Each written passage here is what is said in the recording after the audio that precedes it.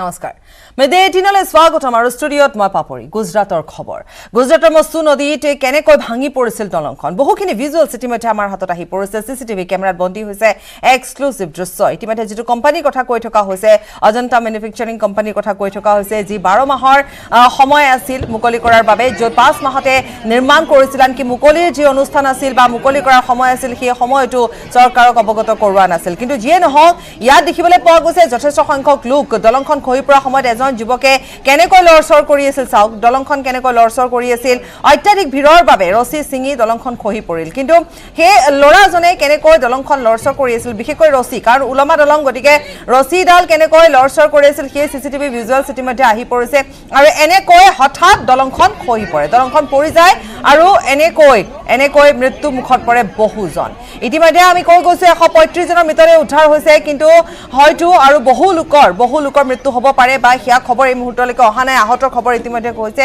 আমি জনাই গৈছো আৰু আনকি মধ্যপ্ৰদেশৰ এজন সাংসদৰ পৰিয়ালৰ 12 জনৰ মৃত্যু হোৱাৰ খবৰ অতিকৈ মৰ্মান্তিক খবৰ আমি সেই ভিজুৱেলছ দেখুৱাইছো কেনেকৈ দলংখন ভাঙি পৰিছিল অত্যাধিক বুজাও সহিব পৰা নাছিল দলংখনে ইতিমধ্যে যেটো কোম্পানীৰ কথা আমি কৈ গৈছো যে কোম্পানীটো 12 মাহৰ যেটো সময় আছিল নিৰ্মাণ কৰাৰ ক্ষেত্ৰত 5 মাহতে সম্পূৰ্ণ কৰিছিল কিন্তু যিয়ে নহওক এই দলংখনত এই উলমান দলংখনত কিমান সংখ্যক লোক আছিল চাওক ইমান বেছি লোক আছিল যে ভৰ সহিব নোৱাৰিলে দলংখনে আনকি সিসিটিভি ভিজুৱেলছ দেখিব পোৱা গৈছে এজন লৰা এজন যুৱকে কেনেকৈ ৰছী কেইডাল টানি আছে গতিকে এনে ধৰণৰ কিছু এক্সক্লুসিভ ভিজুৱেলছ আহি পৰিছে দলংখনৰ বহন ক্ষমতা 100 জন আছিল কিন্তু তাত কিমান জন উঠিছিল কিয় দেখিবলৈ পোৱা গৈছে দুৰ্ঘটনাৰ সময়ত দলংখনৰ 500ৰো অধিক লোক আছিল য'ত ক্ষমতা আছিল 100 তত 500ৰো অধিক লোক আছিল কিন্তু সেই সময়ছোৱাত আসলতে কিয় মনিটৰিং কৰি থকা হোৱা নাছিল বা তাত ইমান সংখ্যক লোক উঠি গৈ আছে বাধা প্ৰদান কৰাৰ ক্ষেত্ৰত নিৰাপত্তা বা সিকিউৰিটি এনে ধৰণৰ প্ৰসংগবোৰ এতিয়া উত্থাপন হৈছে আমি এইখিনিতে পুনৰ কৈছো আমি যেটো খবৰ কৈছো যে এটা অতি দুখজনক খবৰ যে মধ্যপ্ৰদেশৰ ৰাজকোট সমষ্টিৰ এগৰাকী সাংসদৰ পৰিয়ালৰ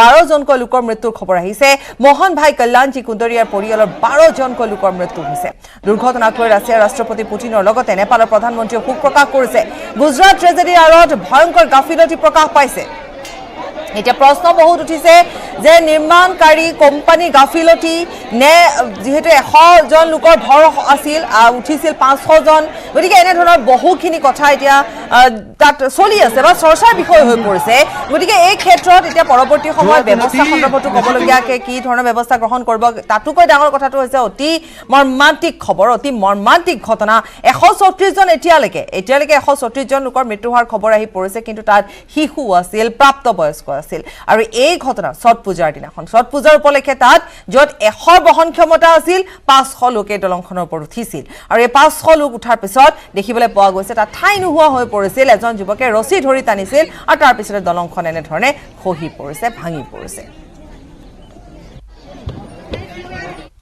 नगर में हूं पर मेरा मन मोरबी के पीड़ितों से जुड़ा हुआ है हादसे में जिन लोगों को अपना जीवन गंवाना पड़ा है मैं उनके परिवारों के प्रति अपनी संवेदना व्यक्त करता हूं दुख की इस घड़ी में सरकार हर तरह से पीड़ित परिवारों के साथ है गुजरात सरकार पूरी शक्ति से कल शाम से ही राहत और बचाव कार्यों में जुटी हुई है केंद्र सरकार की तरफ से भी राज्य सरकार को पूरी मदद दी जा रही है राज्य सरकार की तरफ से इस हादसे की जांच के लिए एक कमेटी भी बना दी गई है मैं देश के लोगों को आश्वस्त करता हूं कि राहत और बचाव के कार्यों में कोई कमी नहीं आने दी जाएगी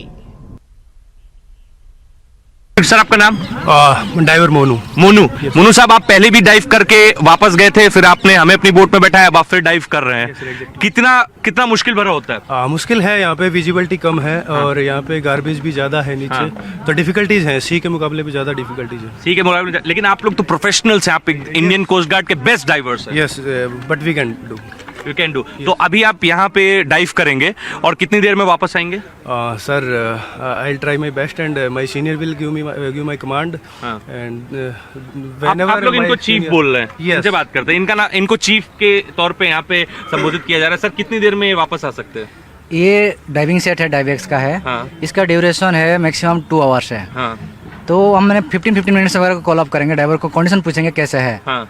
तो 15 मिनट गैप देंगे, फिर बुलाएंगे, पूछेंगे कंफर्टेबल है, उसके बाद दोबारा भेजेंगे। अच्छा, ये पीछे सिलेंडर्स है ना? Yes sir, cylinder. और क्या क्या है आपके पास? ये सर मेरा फेस मास्क है, हाँ, और ये मेरी लाइफ लाइन है, हाँ। दीज आर माई फिन्स, हाँ।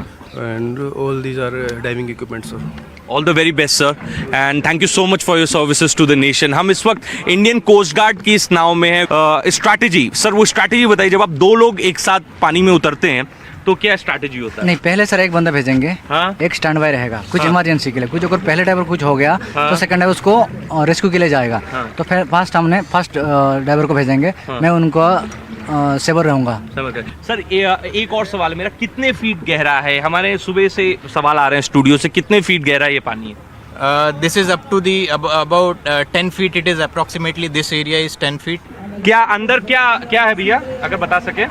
सर फिलहाल तो थोड़ा बहुत मड है। मड है? Yes sir. हाँ, बट हाँ। कुछ भी सस्पेक्टेड नहीं है। सस्पेक्टेड नहीं है, तो ये पूरा पैच क्लियर हो गया? यस सर, मैंने 5 मीटर के डाया में यहाँ पे अभी सर्कुलर सर्च किया है, हाँ, तो हाँ। अभी क्लियर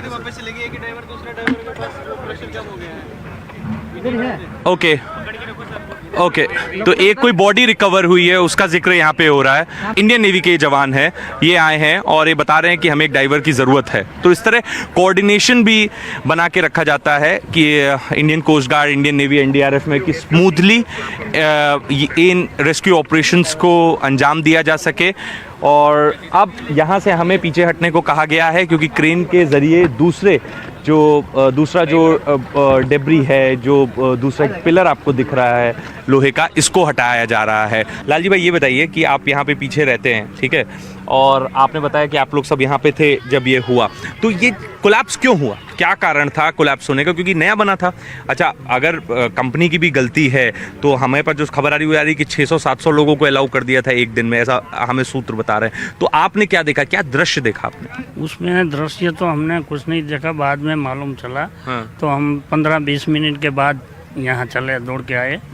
बाद में ये जो देखा तो मंजिल में तो क्या, यहाँ के हमारे इलाके के जो मुस्लिम बिरादरी लोग हैं वो 13 कुएँ, उसने डेड बॉडी निकाले, कहीं जिंदा लोग निकाले, और ऐसे रेफ्यूजी उसने बहुत मदद की। तो बाद में तो यहाँ जो लोग लड़के थे वो हल्ला बोल कर रहे थे, हिचकिचा वो हिला रहे थे, इसमें ब्रिज हिला रहे थे? हाँ, कौन हिला रहा था? वो लड़के जो सीसीटीवी में आया है। हाँ। बाद में ये अनबैलेंस हो गया। हाँ। तो सीसीटीवी में आया है लड़के ब्रिज हिला रहे थे? थोड़ा कुछ आया है। हाँ। बाद में तो उसका नेटवर्क भी टूट गया। तो ऐसा हुआ है कि लड़के कुछ बदमाशी कर रहे थे ब्रिज हाँ, पे? ऐसा लग रहा है हाँ। कि वो कुछ शायद आनंद ले रहा था कि क्या कर रहे थे, मगर और ब्रिज काफी साल पुराना है। हाँ, काफी साल पुराना। लेकिन जब पहले ये सही हालत में नहीं था तो आप लोगों को डर लगता था, लेकिन अब जब रेनोवेट हो गया था तो आप लोग एक तरीके से आश्वस्त हो गए थे ना कि अब ये ब्रिज मजबूत हो नहीं, गया? हो गया था। हाँ। पूरा हो गया था, मगर जो कुछ मानव प्रकृति है ना, वो कुछ भी कर सकता है। शायद कुछ भी हिला सकता है, तोड़ सकता है, ऐसा मेरा मानना है। तो क्या अजंता कंपनी वालों की भी गलती है? नहीं, उसमें तो बहुत कुछ नहीं, मगर ज़्यादा पब्लिक हो गई थी और टिकट भी लेते थे? टिकट भी लिया तो करते। उनका काम होना चाहिए कि ज्यादा लोगों को नहीं छोड़ना चाहिए। हाँ, नहीं, वो उसमें तो वैसे ही चले आते थे लोग, ताकि उसमें तो क्या किसको मना करे, ऐसी हालत हो। উভতি আহিছো বিৰতিৰ পাছত। কাজিৰঙা জনাঞ্চলত গড়ৰ মুক্ত বিচৰণ। পুৱা কহৰা বনাঞ্চলৰ পৰা ওলাই অহা দুটা গড়ে বিচৰণ কৰিলেহি চৰণীয়া পথাৰত। এজাক গৰুৰ মাজত বিচৰণ কৰা গড় দুটাক ৰাষ্ট্ৰীয় উদ্যানখনলৈ খেদি পঠিয়াবলৈ বনকৰ্মীয়ে কেইবাজায়ো গুলী ফুটাই বহু সময় চেষ্টা কৰে, কিন্তু এটা গড়হে খেদি পঠিয়াবলৈ সক্ষম হ'ল, আনটো গড়ে হাবিৰ মাজত থিতাপি ল'লে। উল্লেখযোগ্য যে কাজিৰঙা ৰাষ্ট্ৰীয় উদ্যানৰ পৰা বিভিন্ন সময়ত বন্য জন্তু প্ৰৱেশ কৰে দাঁতিকাষৰীয়া জনাঞ্চলসমূহত। আনহাতে জনাঞ্চলত গড়ৰ বিচৰণ প্ৰত্যক্ষ কৰে বহু পৰ্যটকে।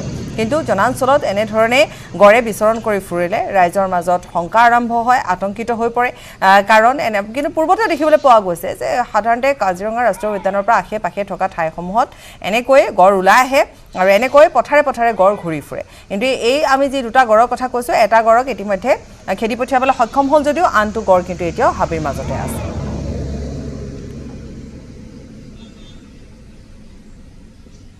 যেতিয়া নেকি কাজিৰঙা অন্তৰ্ভাগত সোমাব বিচৰা সময়তে আমি পৰ্যটক লৈ আহিছিলোঁ, তেতিয়া আমি জনাঞ্চলৰ খুব ওচৰতে আৰু গাঁৱৰ মাজত দুটা গঁড় আমি প্ৰত্যক্ষ কৰিলোঁ, যিহেতু নেকি পৰ্যটকো চাইছে যে ভাল লাগিছে দুটা গঁড় একেলগে আছে বুলি।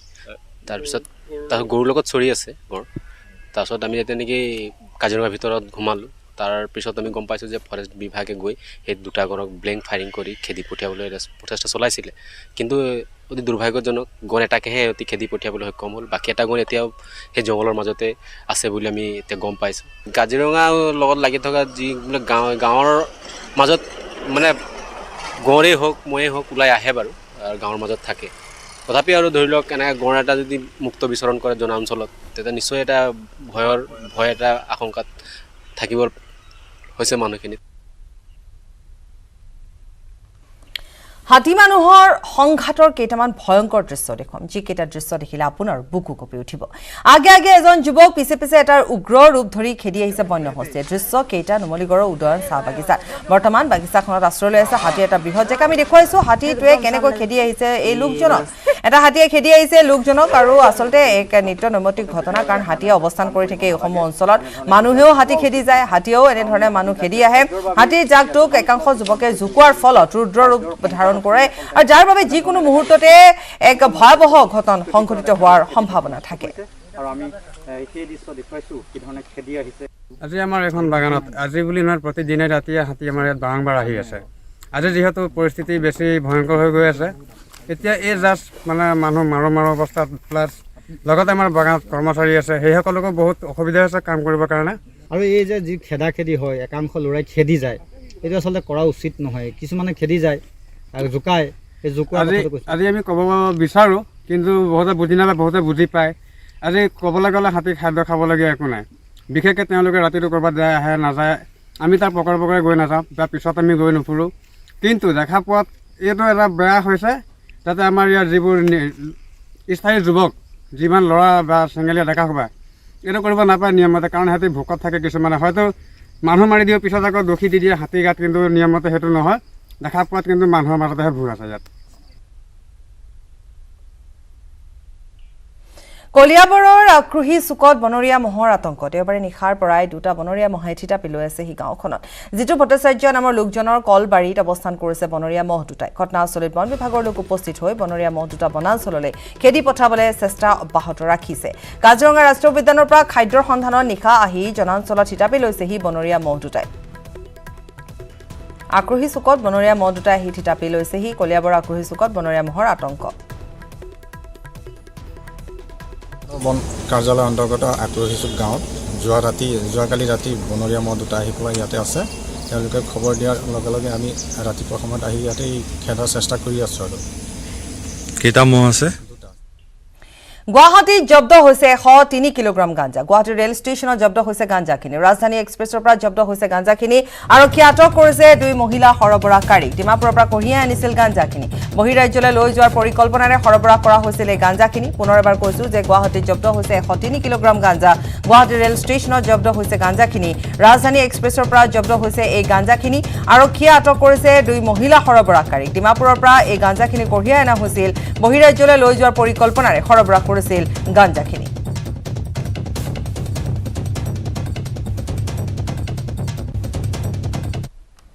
পেঙেৰিত ভাৰতীয় সেনাবাহিনীৰ প্ৰশংসনীয় পদক্ষেপ। অসম আৰক্ষীত নিযুক্তি পাবলৈ সক্ষম হোৱা যুৱক যুৱতীক সম্বৰ্ধনা জ্ঞাপন।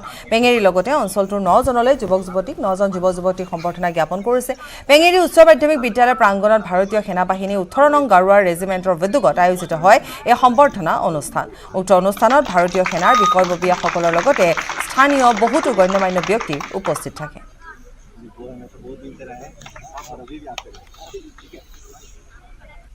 आज यहाँ से 9 लोग जा रहे हैं। সমাগত ৰাস মহোৎসৱক লৈ থপ মাজুলী ৰতনপুৰ লাহন শ্ৰীমন্ত কৃষ্ণ সংঘৰ ৰাস মহোৎসৱৰ সোণালী জয়ন্তী বৰ্ষ। তাৰ পৰিপ্ৰেক্ষিতত দুদিনীয়া কাৰ্যসূচীৰে সোণালী জয়ন্তী বৰ্ষ উদযাপন কৰে ৰতনপুৰ লাহন শ্ৰীমন্ত কৃষ্টি সংঘই। দুদিনীয়া কাৰ্যসূচীত সাংস্কৃতিক অনুষ্ঠানকে ধৰি বিভিন্ন কাৰ্যসূচীৰ লগতে সামৰণি অনুষ্ঠানত স্থানীয় শিল্পীসকলৰ দ্বাৰা প্ৰদৰ্শন কৰা হয় শ্ৰীকৃষ্ণৰ ৰাসলীলা।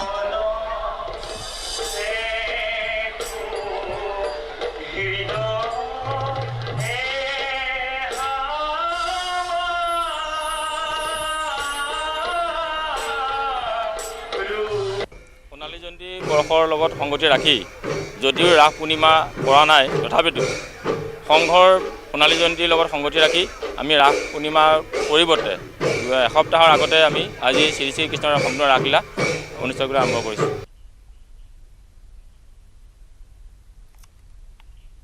এয়া যেন পথ নহয়, আমি এটা পথ দেখুৱাম, এটা গেলা আৱৰ্জনাৰ পুখুৰী। এই গেলা পুখুৰীটোত আছে গুৱাহাটীৰ মাজমজিয়াৰ GS ৰোডৰ লাচিত নগৰ। লাচিত নগৰলৈ সোমোৱা পথতে এই অৱস্থা। সন্মুখত লাচিত নগৰৰ হনুমান মন্দিৰ আৰু কা আন্দোলনৰ শ্বহীদৰ বেদী। কাষতে আছে এটা কালী দেৱীৰ মন্দিৰ আৰু শ্বপিং মল। কিন্তু পথটোৰ 4 ভাগৰ 3 ভাগে এতিয়া এনেধৰণে গেলা পুখুৰীলৈ পৰিণত হৈছে। পথছোৱাত গেলা দুৰ্গন্ধ আৰু কদৰ্যময় পৰিৱেশ। পথৰ ওপৰেদি বৈ গৈছে নৰ্দমাৰ গেলা ক'লা পানী। জাবৰে বন্ধ হৈ পৰা নলাৰে পানী ওলাই নোযোৱাত পথৰ ওপৰেদি বাগৰি গৈছে আৰু পথটো নষ্ট হৈ গৈছে। উপায়বিহীন হৈ ৰাইজে এই পথেৰে অহা যোৱা কৰি থাকিবলগীয়া হৈছে। আৰু তাতোকৈ ডাঙৰ কথাটো হৈছে এই পথটো আছে গুৱাহাটীৰ বিজেপি সাংসদ কুইন ওজাৰ ঘৰৰ নিচেই কাষতে। কিন্তু এই লেতেৰা পথটোৰ নজৰ পৰা নাই মহানগৰৰ মেয়ৰৰো।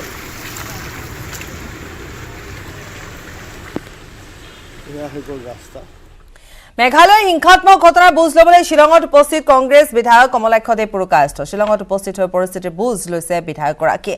উল্লেখযোগ্য যে 28 অক্টোবৰত মেঘালয়ত প্ৰতিবাদৰ মাজতে সংঘটিত হৈছিল হিংসাত্মক ঘটনা। একাংশ প্ৰতিবাদকাৰীয়ে আক্ৰমণ কৰিছিল সংবাদকৰ্মী তথা পথচাৰী, ভাঙি চুৰমাৰ কৰিছিল কেইবাখনো বাহন। Federation of Khasi Jaintia and Garo peoples চমুকৈ FKJGPৰ প্ৰতিবাদী সমদলৰ মাজতে সংঘটিত হৈছে এই ঘটনা। নিবনুৱা সমস্যা সমাধানৰ বিৰুদ্ধে federation of Khasi Jaintia and Garo পিপলছে সাব্যস্ত কৰিছিল প্ৰতিবাদ। বিশাল প্ৰতিবাদী সমদলৰ মাজতে একাংশই লাঠিৰে আক্ৰমণ কৰিছিল সংবাদকৰ্মীকো আৰু সেই পথেৰে যোৱা পথচাৰীকো আক্ৰমণ কৰিছিল। আৰু ইয়াৰে বুজ ল'বৰ বাবে কমলাক্ষ দে পুৰকায়স্থ গৈ উপস্থিত হৈছেগৈ শ্বিলঙত। Start the rally. We have already appealed to all the youths who have attended the rally that this is a peaceful rally. But what to say? There are, which we as a leader have seen so much frustrated within this youth. Because why?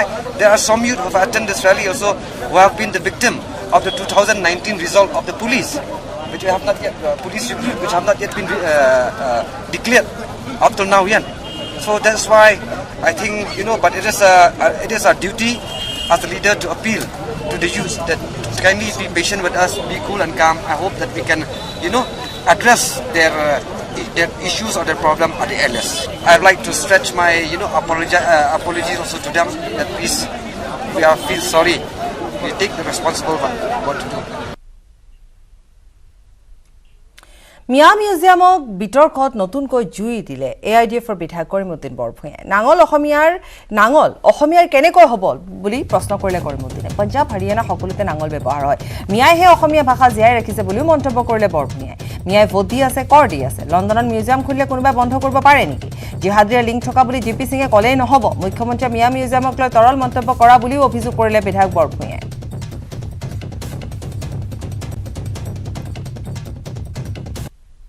কোনোবাই যদি এখন মিউজিয়ামৰ নাম কিবা দিয়ে সেইটো লৈ কোনো জনগোষ্ঠী ৰিকগনাইজ হ'ব নোৱাৰে।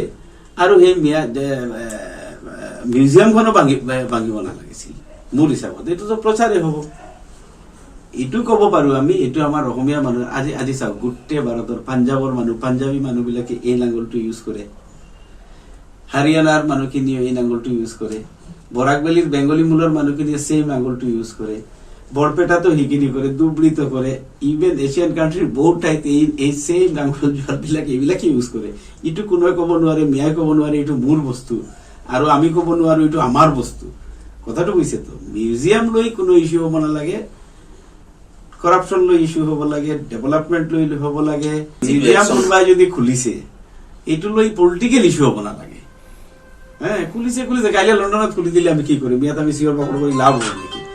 আচলতে মুখ্যমন্ত্ৰীয়ে নিজে যিখিনি কাম কৰি আছে, ডেভেলপমেণ্টৰ কাম হাতত লৈছে, যিখিনি সপোন মানুহক দেখাইছে, যিখিনি কাৰণে তেওঁ 24 আৱাৰ্ছ কাম কৰি আছে, মই আহ্বান কৰিম তেওঁক এইখিনি লৈ ব্যস্ত থাকিবলৈ।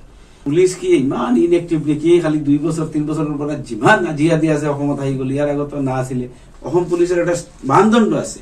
এটলিষ্ট পলিটিকেল কাৰণত, পলিটিক্সৰ স্বাৰ্থত মই ADGP GP সিং চাবক অনুৰোধ কৰিছোঁ, এই পুলিচ ডিপাৰ্টমেণ্টটো GP সিং নহয়, অসম পুলিচটো আজিৰ নহয়, এইটো কেইবা বছৰৰ এটা এচিভমেণ্ট। সেইটোক যাতে তৰল মন্তব্য দি, সৰু সুৰা কথা দি মানুহটোক তললৈ নামাই নাআনে। চফাৰ ৰাফলি 85 লাখ মানুহ হ'ব, যিখিনিক আমি মিয়া মানুহ কৈ আছো। তেওঁলোকে ভোট দি আছে, তেওঁলোকে টেক্স দি আছে, তেওঁলোকে অসমীয়া মাতৃভাষা গোটেই স্কুলবোৰ অসমীয়া মিডিয়ামৰ। আপোনালোকে চেন্সাছ ৰিপৰ্ট ওলালে মোক ক'ব, আপোনালোকে যাব অসমীয়া ভাষা যদি জীয়াই ৰাখিছে এই মানুহখিনিয়ে জীয়াই ৰাখিছে। তেওঁলোকে কত লিখা নাই আমি মিয়া মানুহ